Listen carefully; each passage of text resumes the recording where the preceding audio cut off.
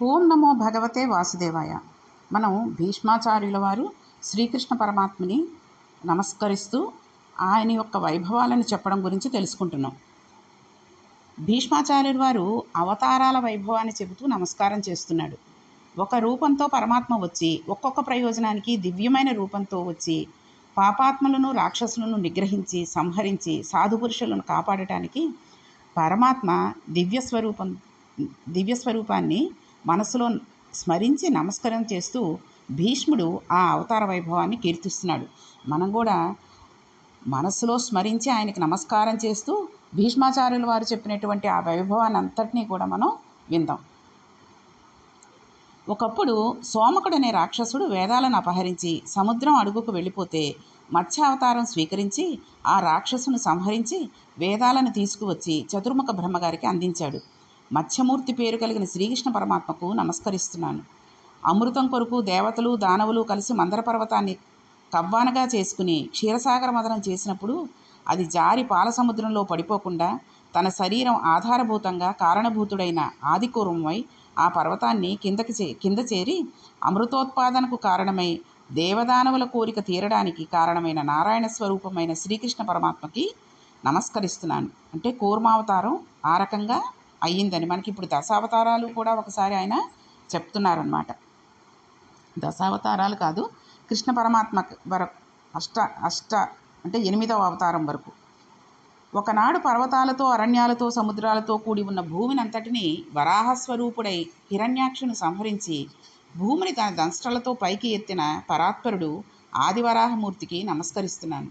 చతుర్ముఖ బ్రహ్మగారి దగ్గర అనేకమైన వరములు పొంది తనకు మృత్యువు రాదని మిడిసిపడి దేవతలను నిగ్రహించి ఋషులను యజ్ఞయాగాదులను బాధపెట్టిన హిరణ్యకశిపుని బ్రహ్మగారికి ఇచ్చిన మాటను నిలబెట్టి సంహరించడానికి అంతటా విష్ణువు ఉన్నాడని చెబుతున్న ప్రహ్లాదుని మాట నిజం చేయడం కోసం ఏకకాలాన్న సగం శరీరం నరుడుగా ఆ పైన మృగంగా నరసింహస్వరూపంగా వచ్చి హిరణ్యకశిపుని సంహరించి ప్రహ్లాదుని కాపాడి విష్ణువు అంతటా పరివ్యాప్తమై ఉన్నాడన్న విషయం నిర్ధారణ చేసి భక్తుని మాట నిలబెట్టిన నరసింహావతార స్వరూపుని స్మరించి శ్రీకృష్ణ పరమాత్మకు నమస్కరిస్తున్నాను.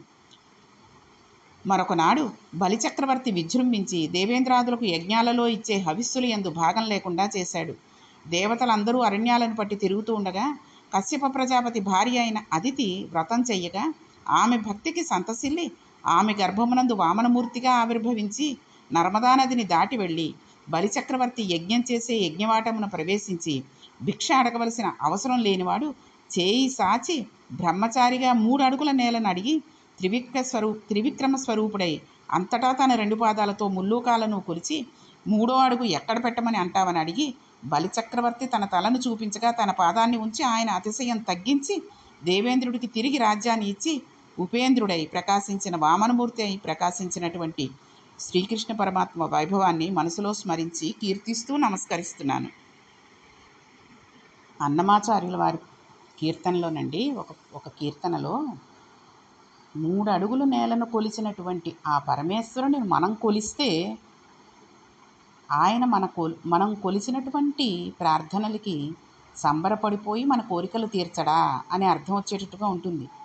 ఎంత బాగా రాశాడో. అందుకనే వామనావతారంలో ఆయన కొలిచిన కొలతలు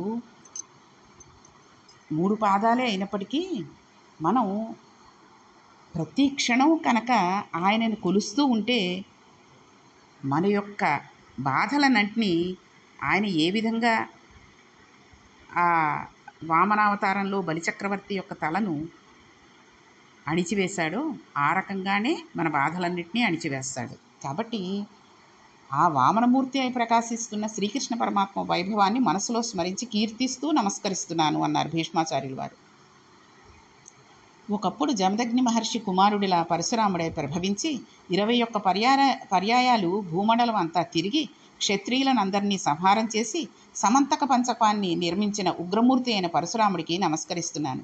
దశరథ మహారాజు కుమారుడిగా ప్రభవించి నరుడిగా ఈ లోకంలో తిరిగి 16 గుణముల చేత సంశోభితుడై పరిపూర్ణమైన మానవుడై సత్యధర్మాలను రెండిటినీ 2 పాదాలను చేసుకుని ప్రవర్తించి రావణాసురుని సంహరించి నరుని వైభవాన్ని లోకాన ప్రకాశింపచేసి ధర్మాచరణం ఎంత గొప్పది అన్నది లోకానికి చాటి చెప్పి తన నామమే సంసార సాగరమని దాటడానికి గొప్ప తెప్ప చేసిన మహోత్కృష్టమైన అవతారమైన శ్రీరామ అవతారాన్ని శ్రీకృష్ణుని కన్నా భిన్నం కాదు.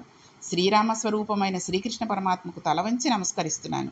ఆయనే నాగలిని రోకలిని ఆయుధాలుగా ధరించి విశేషమైన బలం కలిగిన వాడై, మేఘం వంటి వస్త్రాలు కట్టుకున్నవాడై, అమృతము వంటి చల్లని చిరునవ్వుతో కూడుకున్న శౌర్యధనుడై, కృష్ణ పరమాత్మ అన్నగారిగా వచ్చిన బలరాముడు అభిన్నమైన కృష్ణ స్వరూపం కనుక ఆయనకు తల వంచి నమస్కరిస్తున్నాను.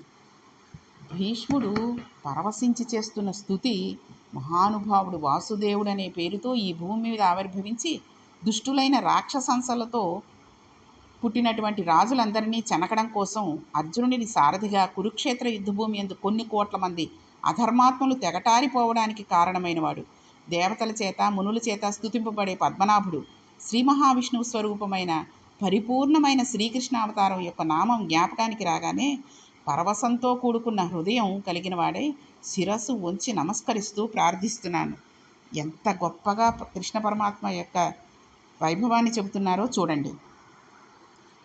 కలియుగంలో ధర్మం అడుగంటిపోతూ ఉంటే మళ్ళీ ఆ ధర్మాన్ని తిరిగి నిలబెట్టడం కోసం గుర్రం ఎక్కి మ్లేచ్ఛులను అందరినీ సంహరించడానికి ఆవిర్భవించే మహానుభావుడైన కల్కి అవతారానికి శ్రీకృష్ణ పరమాత్మ స్వరూపంగా భావించి నమస్కరిస్తున్నాను. అనేకములైన నామముల చేత కీర్తింపబడేవాడివి నువ్వు.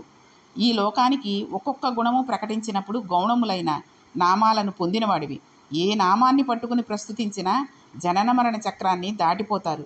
ఏ పేరుతో పిలిచినా, ఏ కార్యం చేస్తున్నప్పుడు తలిచినా వారి అభ్యున్నతికి కారణమయ్యే ఫలితాలను అందించగలిగిన పరబ్రహ్మ స్వరూపమైన కృష్ణ పరమాత్మ స్వరూపాన్ని మనసునందు స్మరించి అతిశీ పుష్ప సంకాసుడైన ఆ పరమాత్మ పాదాలకు శిరసు వంచి నమస్కరిస్తున్నాను. శ్రీ మహావిష్ణువు నిరంతర శుభంకరుడు. అలా స్మరించి నమస్కరించే వారికి ఎటువంటి భయము ఉండదు. అమంగళాలకు అవకాశం లేకుండా శుభాలను పొంది పరమ సంతోషంగా ఉండగలుగుతారు. పరబ్రహ్మము, మోక్షము, అత్యున్నతమైన సత్యము, తపస్సు అనే 4 అంగాలన్నీ శ్రీ మహావిష్ణువు పరమై ఉన్నాయి కాబట్టి ఆయన అనుగ్రహం పొందిన వారికి 4 లభించడం కష్టసాధ్యం కాదు. అగ్నిస్వరూపుడు, హవిస్వరూపుడు, సమస్త స్వరూపుడు శ్రీ మహావిష్ణువు. ఆయనే యజ్ఞస్వరూపుడై ఉన్నాడు కనుక ధర్మచక్రం తిరగడానికి, ధర్మం నిలపడానికి కారణమైనటువంటి శ్రీకృష్ణ పరమాత్మ స్వరూపానికి నమస్కరిస్తున్నాను. నీకు భక్తుడనైన నేను నీకు శరణాగతి చేస్తున్నాను. ఈ జనన మరణ చక్రం నుంచి విడుదల చేసి మోక్షాన్ని కటాక్షించదు కాక సమస్త విద్యలకు పుట్టుకకు స్థానమైనటువంటి పరమాత్మ, అసలు పుట్టుకలేని యజ్ఞస్వరూపుడైన శ్రీకృష్ణ పరమాత్మను నమఃకృష్ణాయ అంటూ భీష్మాచార్యుల వారు కృష్ణ పరమాత్మ గుణ సంకీర్తన చేసి పరవశించిన హృదయంతో తలను వంచి కైమోడ్చి నమస్కరించి తన భక్తిని ప్రకటన చేశాడు. అంపశయ్య మీద పడుకుని భీష్మాచార్యుడు శ్రీకృష్ణ పరమాత్మను చేసిన ఈ స్తోత్రం చదివినా, విన్నా, చెప్పినా, రాసినా వారికి లక్ష్మీ కటాక్షం కలుగుతుంది, ఆయుర్దాయం పెరుగుతుంది, మనశ్శాంతి కలుగుతుంది, వృద్ధిలోకి వచ్చి కీర్తిని పొందుతారు. పరమాద్భుతమైన ఈ స్తోత్రాన్ని అందరూ పఠించి శ్రీకృష్ణ అనుగ్రహానికి పాత్రులవుదురుగాక. ఆయన చేసిన స్తోత్రం ఏంటో తెలుసా అండి? పునహరి పూజించి గంగపుత్రుడు మదిలో నన్నమః కృష్ణాయ యనుచు వినత శిరస్కుడై మొక్క విస్తృత భక్తిన్ విను జనమేజయ భూవర అనుత్తమంబైన ఇమ్మహస్తవము పఠించినవా వినినన్ రాసినన్ శ్రీయను ఆయువు పెంపు పేరు ఒసగు జనులకున్ నమఃకృష్ణాయ అన్నమాట మనం గనక అనుకుంటే ఇప్పుడు అప్పుడు అనేం లేదు. ఏ పని చేస్తున్నా, ఏ విషయాన్ని ఆలోచిస్తున్నా, ఏం చేస్తున్నా నమఃకృష్ణాయ అయితే కృష్ణాయ నమః అనుకుంటూ భీష్మాచార్యుల వారు చేసినటువంటి ఆ నామాన్ని కనుక మనం, ఆ స్తోత్రాన్ని కనుక మనం చెప్పుకున్నట్టయితే, విన్నట్టయితే, చదివినట్టయితే, వ్రాసినట్టయితే మనకి లక్ష్మీ కటాక్షం అంటే డబ్బు వస్తుందని అనుకోకండి. మంచి ఐదవతనంతో, ఇంట్లో ఆనందంతో ఉన్నా అది లక్ష్మీ కటాక్షమే కదండి. తిండికి బట్టకి లోటు లేకుండా, వచ్చిన ఒక అతిథికి లేదు అనే మాట రాకుండా ఇంట్లో భోజనం పెట్టి పరమేశ్వరుడిని నమ్మి విశ్వాసంతో ఉంటే చాలండి, అది లక్ష్మీ కటాక్షమే. ఇన్ని నగలు దిగేసుకుని ఇంత కారులో రోజుకొక కారులో తిరిగేసి పెద్ద పెద్ద బంగళాలు కట్టుకుంటేనే లక్ష్మీ కటాక్షం అనుకోకూడదు. అటువంటి వాళ్ళకి తినడానికి తిండి, కాసేపు భార్యతోటో పిల్లలతోటో మాట్లాడడానికి సమయం, ఆ తర్వాత కంటి నిండా నిద్రపోవడానికి కూడా ఒక ధైర్యం ఉండవు. ఎందుకో తెలుసా అండి? అటువంటి వాళ్ళు, అంత డబ్బులు ఉన్నవాళ్ళు ఎక్కడో దూరంగా ఒక గది కట్టుకుని ఆ గదిలో ఎంత ఏసీలు వేసుకున్నా ఏం చేసినా ఆ గది చుట్టూరా 100 మంది కాపలాదారులను పెట్టుకుని పడుకుంటారు. అంటే తన నిద్ర ఎంత అస్థిమితంగా మనశ్శాంతి లేకుండా ఉంటుంది అన్నది మనకి ఇక్కడ తెలుస్తోంది. కాబట్టి హాయిగా ఉన్న దాంట్లో సంతోషంగా ఉంటూ కుటుంబంలో ఎవరితోటి కలహానికి దిక్కుండా ఉన్నదానితో సంతృప్తి పడుతూ కడుపు నిండా తిని కంటి నిండా నిద్రపోయేవాడే ఐశ్వర్యవంతుడని చెప్పుకోవాలి. ఈ రోజులను బట్టి సంపూర్ణ ఆరోగ్యం కలిగిన వాడు అస్తమాటు ఆ మాత్రలు వేసేసుకుని రోజుకి కొంతమంది టిఫిన్ చేసినట్టుగాను ఒక 10-15 మాత్రలు వేసేసుకుంటూ ఉంటారు. అటువంటి దురదృష్టం కలగకుండా పరమేశ్వరుడు మనం కాపాడాలి అంటే సంపూర్ణ ఆరోగ్యం ఉండి మనశ్శాంతి ఉండి ఆయుర్దాయం పెరుగుతుంది. ఆయుర్దాయం అంటే మనకి వయసు పెరిగిపోయి 70 ఏళ్ళు బతికేవాడు 90 ఏళ్ళు బతుకుతాడని కాదండి. ఆయుర్దాయము అంటే ఆరోగ్యంగా బతికినటువంటి 70-80 ఏళ్ళైనా చాలు. ఒకళ్ళ చేత చేయించుకోకుండా ఈరోజు పూసిన పువ్వు రేపటికి ఎలా అయితే చెట్టు నుంచి రాలిపోతుందో ఆ రకంగా రాలిపోతే చాలు. కృష్ణ నన్ను రక్షించు, నాకు అటువంటి జీవితాన్ని ఇయ్యి, నాకు మోక్షాన్ని కలిగేటట్టుగా చెయ్యి స్వామి అని ఒక్కసారి మనం మనస్ఫూర్తిగా ఏ పని చేస్తున్నా, వంట వండుతున్నా, బట్టలు ఉతుకుతున్నా, బియ్యం కడుగుతున్నా, ఏ పని చేయనివ్వండి కృష్ణాయ నమః, ఓం నమః కృష్ణాయ, లేకపోతే మనకు తెలిసిన ఏదో ఒక నామం, అన్ని అవతారాలు ఆయనే కదండి. శ్రీ మహావిష్ణువే నమః, లక్ష్మీనారాయణాయ నమః, శ్రీరామ రామ రామేతి, సీతారామచంద్రమూర్తియే నమః అనుకుంటూ ఉంటే పార్వతీ పరమేశ్వరాయ నమః. ఆ నామం చేసిన ఈ కలియుగంలో నామం చేసిన ఫలితమే యజ్ఞయాగాదాలు చేసిన ఫలితానికి వస్తుందండి. కాబట్టి ఆ నామాన్ని స్మరిద్దాం. ఇక్కడ ఇన్ని అవతారాలలో ఉన్నటువంటి పరమేశ్వరుని శ్రీకృష్ణ పరమాత్మని భీష్మాచార్యుల వారు ఏ విధంగా అయితే స్తుతించారో ఆ స్తుతిని మనం రోజు వినడము, చదవడము, లేదంటే ఒక్కసారి ఈరోజు చెప్పినటువంటి ఈ వాయిస్ మెసేజ్ని మీరు వినడమో చేసినట్టయితే ఆ పరమాత్మ అయినటువంటి శ్రీకృష్ణుడికి యొక్క కరుణా కటాక్షాలకి మనం పాత్రలు అవుతాం. కాబట్టి ఆయన అలాగా భీష్మాచార్యుల వారు శ్రీకృష్ణ పరమాత్మనే స్మరిస్తూ ఉన్నాడు. ఇక్కడ శ్రీకృష్ణ పరమాత్మ ధర్మరాజును తీసుకుని భీష్ముడి దగ్గరికి బయలుదేరాడు. శ్రీకృష్ణుడు సాత్యకి ఒక రథంలో, ధర్మరాజు అర్జునుడు ఒక రథంలో, భీముడు నకుల సహదేవులు ఒక రథంలో, కృపుడు యుయుత్సుడు సంజయుడు ఒక రథంలో బయలుదేరారు. వెళుతున్న సమయంలో కురుక్షేత్రానికి దూరంగా 5 మడుగులు కనిపిస్తున్నాయి. ఒకప్పుడు జహ్నుడనే రాజు ఉండేవాడు. ఆయన కుమారుడు ఉజహ్నుడు. ఉజహ్నుడికి కుమారుడు వల్లభుడు. వల్లభుడికి కుశికుడు. కుశికుడికి కౌశికుడు. అతనే గాధి అనే పేరుతో ప్రసిద్ధుడయ్యాడు. ఆయన కూతురు సత్యవతిని రుచీకుడనే మహర్షికి ఇచ్చి పెళ్లి చేశారు. రుచీకుడు 2 హవిర్భాగాలను కల్పించి, ఒకటి తన భార్యను తినమని, హవిర్భాగాలు అంటే వండిన అన్నాన్ని 2 కింద విభజించడం అన్నమాట. ఒకటి తన భార్యను తినమని, నువ్వు తిన్న కారణానికి తేజోవంతుడైన బ్రాహ్మణుడు నీ కడుపున పుడతాడు. గాదిరాజు కూడా కుమారుడు కలగాలని కోరుకుంటున్నాడు. కాబట్టి అత్తమామలకు కూడా కుమారుని కలగవలసి ఉన్నందున ఇంకొక హవిర్భాగం అత్తగారికి ఇవ్వమన్నాడు. నీ తల్లిగారి కడుపున చాలా తేజోవంతుడు, పౌరుష పరాక్రమలు కలిగిన కుమారుడు జన్మిస్తాడని చెప్పాడు. రుచీకుడు స్నానం చేసి సమిధలు తెచ్చుకోవడానికి వెళ్ళినప్పుడు హవిర్భాగములు తారుమారై సత్యవతీదేవి తినవలసినది ఆవిడ తల్లి తినవలసిన దానిని సత్యవతీదేవి తిన్నారు. తిరిగి వచ్చిన ఋషి గర్భలక్షణాలను బట్టి, ఓ సత్యవతి, నీ కడుపులో క్షత్రియ తేజస్సు కలిగిన పరమసూరుడు, క్రోధమైన బుద్ధి కలిగిన పరమోత్సాహము కలిగిన వాడు పుట్టబోతున్నాడు అన్నాడు. ఆమె, మీరు ఈ 3 లోకాలను పునఃసృష్టి చేయగలరు. నాకు అటువంటి కుమారుడు కాకుండా బ్రాహ్మణ తేజస్సు కలిగిన కుమారుడే కావాలి, అనుగ్రహించమని అన్నది. నీ కడుపున కుమారుడిగా గొప్ప బ్రహ్మ తేజవంతుడు, వేదాంగాలను చదువుకున్న నిష్ఠాగరిష్ఠుడైన బ్రాహ్మణుడే పుడతాడు. కానీ మనవడిగా మాత్రం క్షాత్ర తేజస్సుతో క్రౌర స్వభావం కలిగిన వాడు పుడతాడు. ఆ కారణం చేత గాదికి బ్రహ్మతేజస్సు కలిగిన విశ్వామిత్రుడు పుట్టాడు. రుచీకన అనుగ్రహ విశేషంగా సత్యదేవికి జమదగ్ని పుట్టాడు. ఆయనకి పరశురాముడు పుట్టాడు. ఆయన తన తండ్రి పట్ల కార్తవీర్యార్జునుడు చేసిన అపచారము, గోవుని అపహరించడం వలన క్రుద్ధుడై 21 పర్యాయాలు భూమి అంతా తిరిగి రాజులందరినీ సంహారం చేసి 5 నెత్తటి మడుగులను ఏర్పాటు చేసి పితృతర్పణం చేశాడు. కురుక్షేత్ర సంగ్రామ భూమికి కొద్ది దూరంలో కనపడుతున్నటువంటి 5 నెత్తుటి మడుగులే సమంతక పంచకములని కృష్ణుడు ధర్మరాజుకు చూపించాడు. తర్వాత పరశురాముడు ఈ భూమిని కశ్యప ప్రజాపతికి ఇచ్చేశాడు. అందువలన భూమికి కాశ్యపి అనే పేరు వచ్చింది. కశ్యపుడు పెట్టిన నియమాన్ని అనుసరించి పరశురాముడు దక్షిణ తీరానికి వెళ్ళి తపస్సు చేసుకునేవాడు.